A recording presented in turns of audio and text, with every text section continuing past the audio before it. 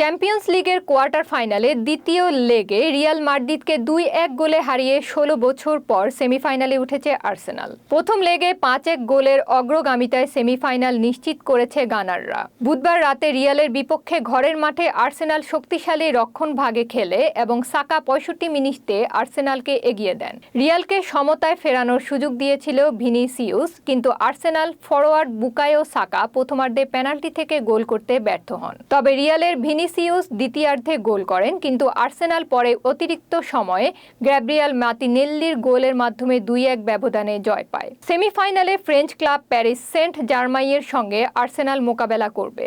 আর্সেনালের ডেকেইড rice বলেন, এটি ঐতিহাসিক রাত। আমাদের বিশ্বাস ছিল আমরা যথেষ্ট করেছি এবং এখানেই জিতব। রিয়ালের কোচ কার্লো আনচেলত্তির পথচলা শেষ হয়েছে সেরা ৮-এ।